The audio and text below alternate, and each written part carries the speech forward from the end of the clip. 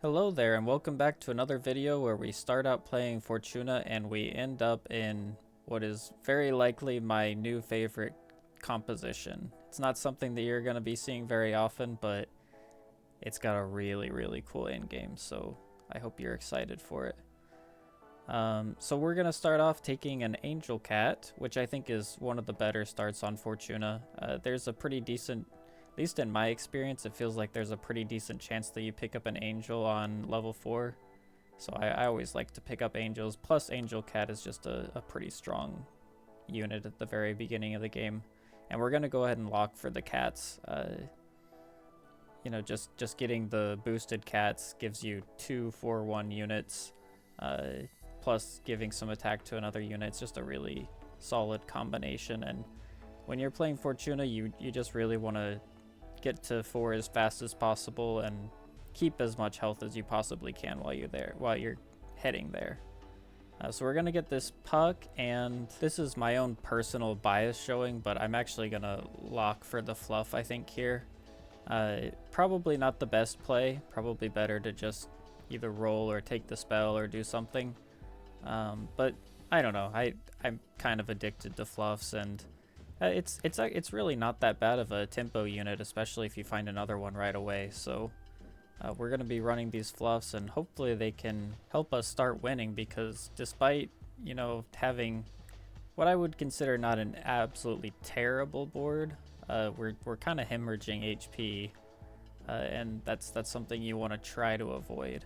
Hopefully we can get a pretty decent level 6 character in the next turn, but yeah, we're gonna take another loss and we're already down to 18, which is not super great considering we're not even at level 4. So we're gonna do pretty much the only thing we can do and pick up a farmer and an egg, which is which are the biggest units you can get at level 3, and they're gonna hopefully prevent us from losing any more health as we go into this next fight. And yeah, it looks like this is hopefully going to be enough. Yep, it's just barely enough to beat the giant owl, and we get a really solid hit on level 6. Getting stealth, really either of the 6 cost stealth units is great. And when you find 2 crabs right off the bat, that just makes it even better. So at this point, we're pretty much stabilized. We've got 3 stealth units, plus our Shadow Lord is going to be giving stealth to even more units as they get rid of their stealth, and our fluffs are still scaling. So yeah, it's looking pretty solid at this point. Although we run into a Daedalus that already has Ares helmet and a simple dagger, and that really hurts us. So we're going to go ahead and take this 3, and we shouldn't be taking Magic Bean. We should probably be taking either of those other treasures, but we're immediately rewarded by also getting the treasure on our crab, so we're going to be able to get Philosopher's Stone, which is going to help us out a lot. And you might be wondering what I'm going to be putting in that last slot. It's actually not going to be the Shadow Lord, which might be what you would normally do. I actually ended up putting the egg in that last slot. Number 1, because it was about to die, and I can keep it from dying if I put it in the last slot, because an upgraded egg can die 6 times, whereas that egg can only die 3 times. And additionally, our Shadow Lord, I mean, its own stats get a little bit bigger, but its effect, which gets quite a bit stronger once it's upgraded. When it increases my stealth character's attack by 70%, that character's probably already got enough attack to take out pretty much anything at once. So I think we're just gonna get a lot more value if we keep our egg in the last slot. And it seems to be working out pretty well for us. We're finally winning some fights again. Our egg didn't even die that round, and we even get to pick up a it's Matt the evil mage. I forget exactly what his name is, but we pick up Matt, and he's gonna be able to start spreading stealth to all the rest of our units, which is gonna be really useful for when we start looking for a Dark Twig on 6. So now with our Matt giving stealth to the unit to its left, and our Shadow Lord giving stealth to our other units, we should be getting pretty close to our entire board stealth, and yeah, we're gonna keep winning fights. So now, right now, we just either want to get, yeah, Narcissus is pretty solid, another Mat is great, but we also would just really like to get any sort of experience that we possibly can to get us to 6 faster. And just like that, we've got a full board of stealth.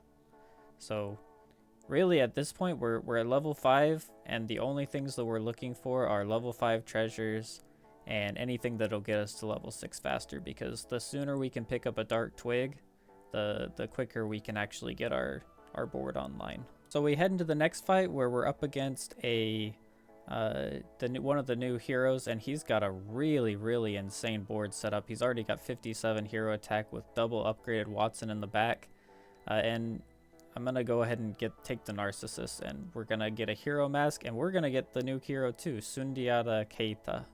I'm not sure exactly how you get the pronunciation on that, but he's gonna give us an Ascendance, which is gonna be really useful, because at this point we're pretty much just doom rolling for a Dark Twig.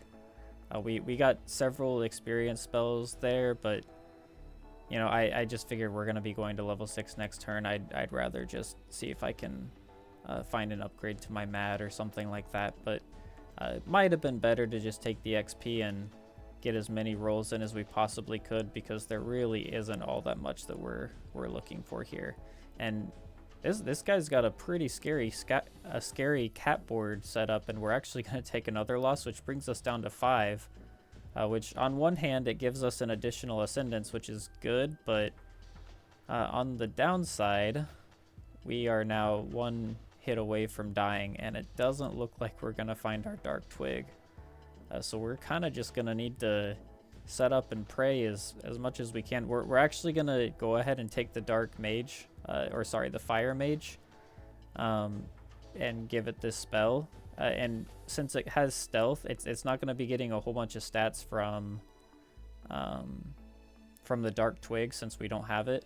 But it's at least going to be getting the buff from our Shadow Lord.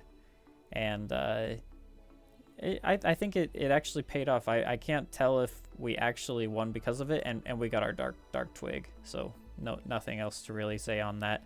We get our Dark Twig, immediately upgrade it, and then we're just going to go straight into Treasure Hamster, because Treasure Hamster is one of the better heroes that you can possibly get on 6, just because he gives you a lot of options to get level 7 treasures. And we're locking this shop for 2 very good reasons. Number 1, Entrance Orb is incredible on Dark Twig, but number 2, there's also a Phoenix in our shop, and Phoenix is one of my favorite characters to play with stealth.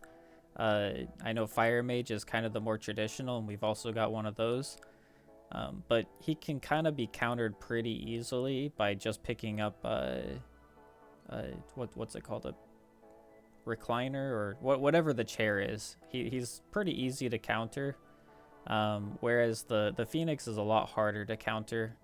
So I generally prefer to have a Phoenix, or at least one of both, on my board whenever I play stealth, just to kind of have my bases covered. Of course, it depends on what kind of boards you're going to be playing against, but we're going to immediately cast an Ascendance on it as well. I think we're just way too close to dying to do anything other than that. And at this point, assuming you didn't, see the spoiler in the title of the video, you might be wondering what's so special about this board. Like, why is this comp so interesting? This just looks like a normal, your typical run-of-the-mill stealth build with, Phoenix and Fire Mage. And you're gonna see something here in just a second that's gonna show you what we're kind of going for this time. Ever since this new patch started and they released the 2 new spells, this one right here, which turns them evil, and also this one, which you can use to turn an evil character good, I've been wanting to try something out. And it just so happens that we just barely managed to get that set up in this game. So I assume pretty much anyone who plays this game knows what's about to happen, but yeah, it's gonna be really cool. All we have to do is survive until we can get to that point at this point. And it looks like we're going to be able to. I mean, we're pretty strong right now. We're even going to be able to pick up a level 6 treasure, which is going to be a really easy doppelganger diamond. And assuming we can, you know, get through these fights sufficiently well. Oh, we're even going to pick up a Fairytale, which I think is a very easy choice at this point, because we've got, you know, pretty solid treasures, and we really just need to get the rest of our board filled out. So we're gonna kind of think about what to do. I think I end up going with the Fire Mage on this one and doubling the Fire Mage, which ends up being a really stupid mistake, because this guy has he's got a chair, and that chair is, fortunately we've got enough stats that we get through the fight, but it could have been really bad if I decided to use the Phoenix instead. It would have been a trivial fight, but we kind of made it a little bit scary there. And now we just got to roll down and hope that we can find the final piece to this puzzle, which is Anubis. I'll bet you thought I was going to say good boy, but no, we actually find Anubis in this game, which is incredible because we also find a good boy. And at this point, it's over. We've got doppelganger diamond, we've got a Phoenix in the back line, and both of those good boys are going to be stealthed and given a ton of stats by our dark twig. And just look at the stats on our angel, up to 81,000 attack, and at the very end you can see it almost gets to 250,000 attack there at the end. And that's just on the first turn after I got this board. I mean, you know, with a turn or two more of setup, this could be one of the strongest boards in the entire game. But anyway, thanks for watching, and I hope you enjoyed this Stealth Boy comp, and hopefully we can find a way to get back to this board at some time in the future. I'd love to play it again. So anyway, thank you so much for watching. Bye.